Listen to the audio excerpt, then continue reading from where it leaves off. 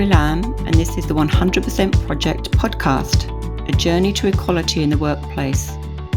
Here we share stories from inspirational leaders making waves in gender equality across the globe. From CEOs, entrepreneurs, celebrities and beyond, we will explore what it means to create change in gender equality that is meaningful. Before we get into this podcast, I just want to talk about International Women's Day. On March the 5th, CFA Societies Australia is proud to host a live presentation with guest speaker the Honourable Julie Bishop to celebrate success and raise awareness of various issues affecting women locally and globally, such as education, health and job opportunities. The 100% Project will be sponsoring this event, and you can find out more information on our website, the100%project.com.au. You might want to think about attending either physically or virtually this event on March the 5th. Okay, so now let's get on to our podcast and meet our guest for this episode. Today I'm speaking with Frances Feenstra. Frances is a Director of People Measures, an award-winning firm of organisational psychologists, development experts and industry practitioners who bring growth and rigour to leadership, assessment, talent management and communications. In the context of today's conversation, though, I'm talking to Frances about her role as the founding chair of the 100% Project. So welcome, Frances, and thank you for taking the time to talk with me. Hi, Hilary. It's very nice to talk to you today. It's a pleasure, isn't it, Frances? And I think it's a great discussion that maybe is a little bit overdue between the two of us anyway. So what was your and the other founding directors' driver or drivers to create the 100% Project in 2008? It really started with an initiative that I founded at PricewaterhouseCoopers when I was working there called Symmetry. It was a way of getting more females to the top of the organisation. The firm really lacked female partnership. When I left PricewaterhouseCoopers in 2007, I couldn't take Symmetry with me because it had become product of the firm as it should have been. And I thought, well, but now that I'm no longer a part of PwC, I can do something bigger and not owned by anybody. I got a number of people together, some who had been at PricewaterhouseCoopers with me, and some others who I knew felt the same way I did. And essentially what that feeling was, well, where are all the female leaders in Australia? There just aren't enough. When you created that, was it an easy conversation with some of the founding directors to actually put your passion and energy into trying to make that change? No, it wasn't. The group of women that we initially got together, we all had the same passion. I think what we hoped for initially is that very soon after starting, we wouldn't be necessary anymore. That hasn't quite turned out that way. I think we will have that same expectation that we'll do this for a little while and everything will be fixed. Mm-hmm. It certainly hasn't happened that way, and we've still got a long way to go. So when you created the organisation, what was your original vision? Well, we hoped to be a part of a movement to have a greater share of leadership for women in Australia, particularly at the very senior levels, because women's participation in the workforce is pretty well established now, and that of course came out of the second wave of feminism in the sort of 70s and 80s, but they do tend to still congregate at the bottom end of organisations, and as we've found out in COVID times, they do congregate in casual employment. So what we really wanted to do was to open up opportunities for women to take up senior leadership positions in Australia, knowing that, of course, we would not be the only organisation working on that and that we would be part of that effort, not be able to achieve that on our own. Frances, can you give us a snapshot of how big the 100% Project was when you first started? The very original board was 4 people. Can you tell us about the research committee, which plays a really significant role in the 100% Project? So the research committee has 9 members on it at the moment. It does a lot of the research and then it writes the papers and it provides the content, if you like, for many of the events, not all of the events, and promulgates and creates debate. Now, over that time, the 100% Project has grown to a board membership of 9, and we have a database of between 1,000 and 1,500. So we definitely have got greater influence and have grown quite significantly during that time? Absolutely, and I started with a database of 0. In fact, I think the initial 4 board members were the initial 4 people on the database. And of course, the other thing that we need to recognise is that we've run multiple events during that time where we release the research that has just been completed by giving an executive overview, an executive summary, and then we have panellists to talk about the research and answer the question, so what? We try and give outtakes and action points at the end of the events for people to take back to their organisations to drive gender equality locally. So, Frances, has that always been the case? Did you start with the intent that you were going to run face-to-face events for people to come and gain knowledge and information? In fact, in many ways, the 100% Project started with an event before the 100% Project was even the 100% Project. That makes any sense whatsoever. And I remember it very well. We had an evening at Docklands, which was largely sponsored by NAB at the time. And we had Christine Nixon and Margaret Jackson together on the stage. We had a fabulous evening that evening. And of course, we've done other things as well. So we had a very large event at the RACV Club a number of years ago with a Norwegian expert on quotas called Benja Stig Fagerland. And that was a very large event. So we had Marty Linsky and a whole bunch of other people facilitating. So it wasn't a research-based panel event, but it was a come and let's have a conversation about gender balance with about 150 people.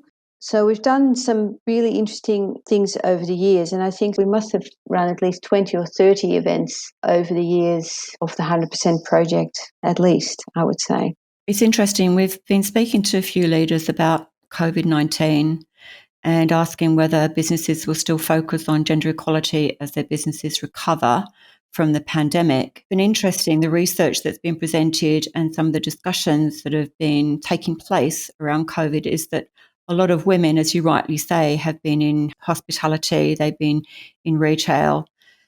They haven't been in some of the senior leadership roles that I guess have been more protected during this pandemic. They've been retained to rebuild the organisation afterwards. So it's been an equal loss of jobs and roles and income and security during this time, hasn't it? The next question would be, what has happened over the last 10 years? We have this amazing vision that we want to make significant changes in a fairly short period of time, but it has now been over 10 years since the organisation's inception. So what changes have you seen and what contribution do you think the 100% Project has made over this time? Well, look, we've seen some changes. So if you look at the percentage of women on boards, then that has changed in Australia. We have increased numbers of senior females, number of senior females on boards, particularly also, of course, because the ASX released their guidelines, I think probably about 10 years ago now, and that has really moved things along a fair bit. However, I would say it hasn't moved along nearly enough, and there are still boards that don't have any women. There are certainly not all that many female CEOs in Australia in the ASX 200, and there's a long way to go. And I think at the time we started the 100% Project, McKinsey did a report and said it would take to about the year 3023 before there would be gender equality in senior levels. I saw another report the other day that says it hasn't actually changed that much. It's still going to take about 100 years. So the bad news is, Hilary, that it probably won't happen while you and I are alive. What has the 100% Project contributed? Well, we've certainly contributed to the research, practical, applied research about what is going on in Australia. There's a lot of very good academic research out there, but often academic research doesn't get translated into the business sphere. So it has done that. It's had a number of very successful events. And I think, look, in the end, it's about the more people you can get to talk about the issue. You know, you need more people to talk about it, get more traction, get a better outcome. I think the 100% Project has been at the forefront a number of times. First, to take up the issue of quotas and to have an opinion about that and to do research on that. And then to have a look at how does leadership, and particularly certain models of leadership, contribute in organisations in terms of better gender balance. So I think we have contributed for an organisation that, gets no mainstream, no funding whatsoever, and does most things really on a shoestring. It has contributed significantly, but there's a long way to go. Yes, there's a long way to go. When you talk about still 100 years before we get equality, which is not going to be in your or my lifetime, that's a scary thought, isn't it? And it's not really a great legacy that we leave for the upcoming generations of females and of males, because whatever happens in an organisation with the females, it also reflects on how the males work and what sort of workplace they experience as well, and what housework, childcare, etc., what that creates for them. Do you think that original vision still holds true? Yes, I do. I think the difficulty at the moment, and you made a comment before about, as businesses come out of this COVID pandemic, will there still be a focus on diversity and on gender balance? And that's a difficult question. I personally believe that if we had better gender balance at all levels in organizations and at all levels in society, that we probably would have a different world. So issues such as climate change would probably look different, because more diversity around a table means better decision making. So yes, the vision would be the same, and of course often what you get is people saying, yes, but diversity is not just gender. I agree with that, but I would say that if you can't make it happen for gender, then you probably can't make it happen for any diverse group, because in the end, of course, women make up slightly more than half of the population. So it seems rather astounding we take up such a small percentage of leadership positions. Yes, absolutely. And there's been quite a bit of more recent research that is showing that organisations led by an equal number of men and women is more successful than female-led organisations and more successful than male-led organisations. So it seems to demonstrate that you need to have that diversity in there, different thinking, different perspectives, different understanding of your customers to be able to come up with the best decisions. Evidence does suggest that there remains much to do with regard to gender equality and gender equity. So thinking about the 100% project and the issue in general, what, if anything, do you suggest needs to be different to accelerate the gains made? Do you think we can accelerate this pace of change by doing anything differently? I think one thing we probably could do better as an organisation is to have more younger people involved. And I'm not sure that we have always caught the eye of the people that we need to bring in and have a conversation with. I think the work that we do is good, and I think also often we preach to the converted.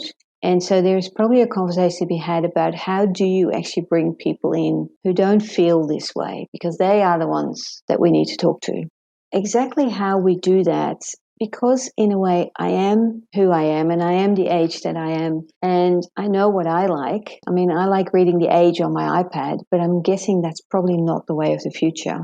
I think we need to have more younger people involved, and I think we need to have more younger men involved. What is a lack of opportunity for women, I think, is a straitjacket for men. And bringing them in and listening to them and finding out what's important to them and how we make it less threatening for them. Not so much about what are we going to take away, but how do we understand younger people, women and men, better, is probably something we could do differently going forward.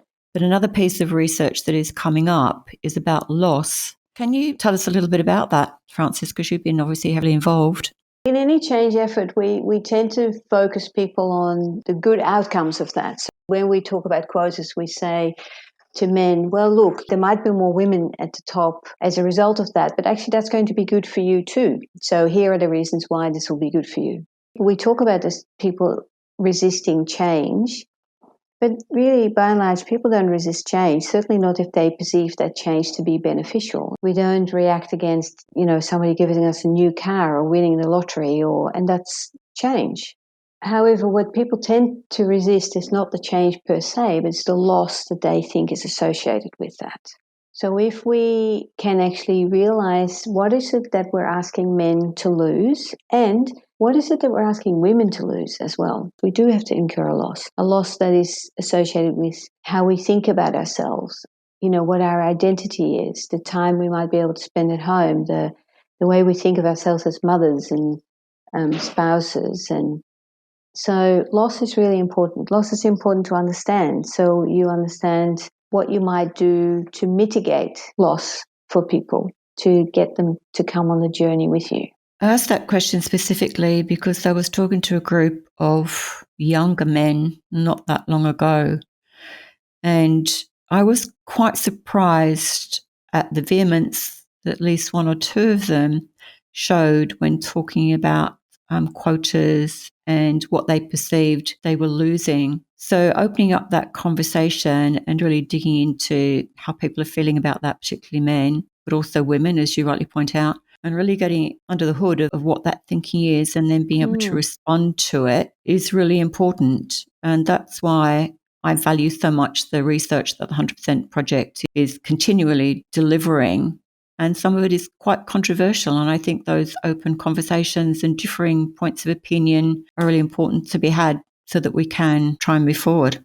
I agree. Well, and if you look at the current times that we live in, and you look at young people of both genders, then you'd have to say, there are many opportunities that you had, that I had, that people 10 years ago had, that might look a little bit more strained now. So people coming out of university, it doesn't quite look as exciting as when I finished university. What are their employment opportunities? Where are they going to go? All the talk about airlines are closing and laying off people, and hospitality, and some big businesses. The tension with China, what is that going to do? Climate change, what is that going to do to our economy and to all those questions that they're surrounded with. And then on top of that, we're saying to young men, oh, and by the way, we're going to increase the pool of people that you're going to be competing with, because that's what we'd like to do. That's probably not such a fabulous message for them. So I can understand. I'm not suggesting that we shouldn't do it, and I'm not suggesting that's not the right thing to do, and I'm not suggesting that it's not what I want. It's very much what I want. But I can understand why they would find that threatening and difficult to hear. Putting yourself into their shoes, it's not hard to understand that reaction. One of the questions that I was posing to some of our interviewees just recently came from Melinda Gates, but she was talking about, as we start to rebuild after COVID, we should be putting women at the centre of a lot of our strategies and initiatives, because guess what? They're already at the centre. So she was talking about the fact that, women are starting small businesses, women are running the home, they are caring for the children, they're probably doing the homeschooling. Also, they're trying to work. So she's saying that we should be asking more of our leaders in the future, and we should be prioritising women's issues and rebuild organisations around that. And I think she was talking more about things like flexibility, things like potentially part-time work, understanding their perspective. I totally agree with her. I mean, she's been a fabulous supporter of women and women's issues, and generally also puts her money where her mouth is. So I do think women are much more at the center of everything than we actually give them credit for. But what I was saying before was that is a difficult message for men, and maybe particularly younger men who haven't made it yet. So we just need to be mindful that as we do that, that we don't leave people behind, and we don't leave them behind to become resentful, because I think we can put women at the center of things in a thoughtful way. Frances, I just want to ask you about the name of the 100% Project. When I joined, it was quite clear that you had a great vision to involve not only women, but also men in the conversation about women rising to senior leadership positions. This was before the Male Champions of Change, before all of the other male-led organisations. So what prompted you to do that, or to recognise that men needed to be involved in this conversation, and why half of the research that we produce is actually about men? The vision is to see 100% of Australia's leadership potential, female and male, equally contributing to our social and economic future. So it's very clearly social and economic future, because our view was from the beginning that women were not well represented in organizations, and certainly not in organizational leadership. But by the same token, men were not well represented at home. and in not-for-profits and in community organisations and things like that. And that meant poorer outcomes for both sides of the equation. Hence the 100% project, because it was about capitalising on 100% of potential in Australia, be it male or female, but across the whole spectrum, and not have people sort of congregate in one area or another. I mean, children benefit from having fathers at home. Organisations, not-for-profits, benefit from having diversity. You know, if you only have women sitting around the boardroom table, that's not ideal either. So that was never our vision. You know, it was never a takeover bid. It was a let's share, and let's share on both sides of the equation based on where people feel most at home. We believe that some women are ambitious, want a career, want to be at the top of the organisation. That will be as many women as there are men who want that. And we also believe that there are a number of women who would actually prefer to maybe have a part-time job, spend more time at home, but that there are men who also would value that. It's just our society doesn't value that. So it makes it very difficult for them to do that. So that's the reason why the 100% project. And that's also the reason why we focused on men, yes, probably before the Male Champions of Change came about. It's interesting having this conversation that my mind's already thinking maybe we should focus more on that messaging for men. We obviously take the stance at the moment that we want to promote more women into senior leadership positions, but there is going to be a seesaw effect with men needing to take up more of the home duties, the aged parent care, the child care, etc. And I'm sure a lot of men don't voice that because research says that they won't be taken seriously at work. So perhaps some of our messaging should be more related to the benefits that men will ultimately get out of this slight shift in workplace dynamics.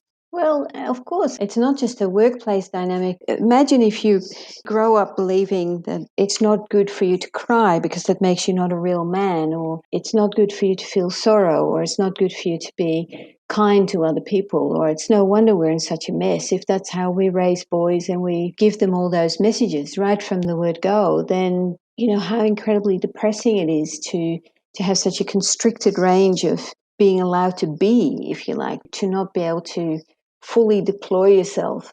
And then that goes for women too, because of course, as soon as women are allowed to be all of those things, kind and compassionate, and they're allowed to cry. But when they do, well, they're weak and not really suited for leadership. So there goes your opportunity. And if women are ambitious, my God, ambitious women, they're totally scary and not really what we like to see in women. So it's incredibly restrictive on both sides. Absolutely. And that is if we're talking about men and women and we're talking about binary gender. And of course, we know that that's not the case. So there's a whole other group of people that we're not even talking about here. During different conversations about COVID and recovery, business recovery after the pandemic, we've talked quite a bit about silver linings and potentially the working from home, which creates more flexibility for women and for men. People getting closer because if you're on a Zoom call or a Teams call, you can actually see inside their homes. So you're invited into somebody's home as opposed to seeing them in the workplace. So there's quite a few silver linings that will come out of this, and ultimately there may be more. Do you think that COVID will necessarily be beneficial for women's causes, or do you think it will push them backwards? Well, much of that, of course, still remains to be seen, but the early signs, I would suggest, and maybe not all positive. It's certainly the case that there's research already coming out saying that women are spending more time homeschooling children, more time doing housework because, of course, there's more housework to do because there's more people running around that house, actually being at home. And so there's more work to do. More of that gets picked up by women. There is, of course, the issue of more women having, lost their jobs and their income, and because they're in casualised employment, how many women have taken the early superannuation option? Women are, highly congregated in small business. So whilst a number of them are starting up, of course, a good proportion will also be closing down. I agree with the potential silver lining around flexibility, as long as that is really the case. And of course, we don't know that yet. I do appreciate your point that there are so many small businesses that are started and run by women for various reasons, one of which you can do it in the time that works for you rather than is dictated by a corporation. I think it will take time to rebuild those businesses. That is one issue that I think will be something that needs to be addressed, how to support women financially to get back on their feet again. And hopefully that's something that's going to be on the agenda in the future. All in all, Frances, do you feel proud of what you achieved, you and your co-founders, and the contribution that 100% Project has made during those 10 years? Yes, the short answer is yes. And I'll tell you why. When you start an organization, very small organization, because you're having a conversation, it seems like a sensible thing to do at the time. What is, of course, incredibly humbling is that then there are other people who want to take that fight up and continue that on. And so the caliber of the current board is incredible. And the fact that group of people want to do that and that the organization still exists and going from strength to strength after 12 years, yes, that's certainly, I think, something to be proud of. I totally agree that the passion and the drive and energy that has been put into the board by many people over that period has been quite extraordinary. You know, it is a volunteer organisation. I certainly have been very proud of the board since I've been on it, certainly. We've talked about the 100% Project and the size of the organisation. I have to say, I don't consider that we're a large organisation. We are fairly small. We get people coming to our events, buying tickets. So obviously they also feel passionate about the topic that we're presenting at that particular point in time.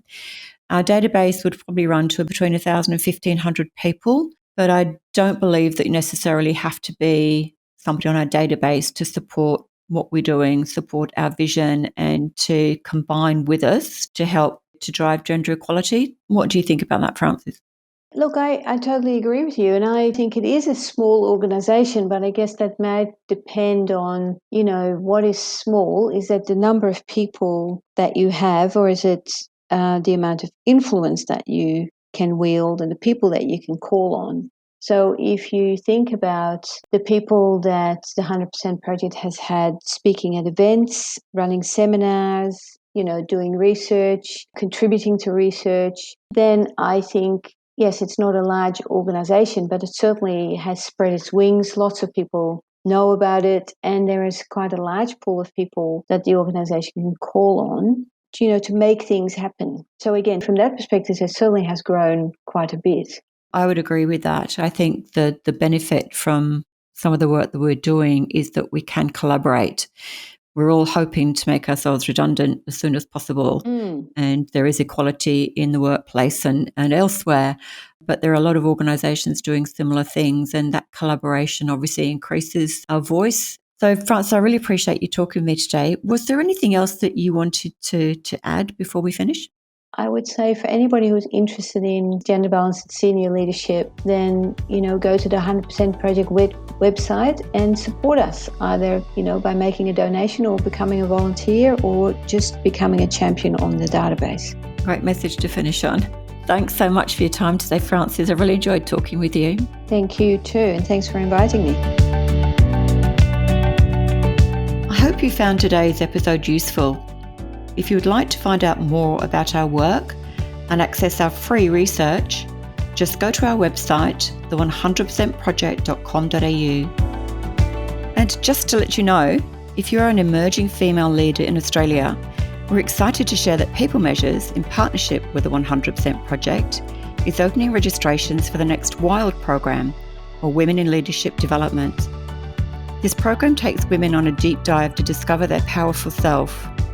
WILD is designed to look at the challenges of leadership through a gender lens, further develop leadership skills, establish a unique voice, and build enduring connections with WILD colleagues. People Measures has proudly opened applications for this year's WILD program, the first of which commences in March 2021. To register or to find out more, please go to peoplemeasures.com.au/wild. So until next time, thanks for listening.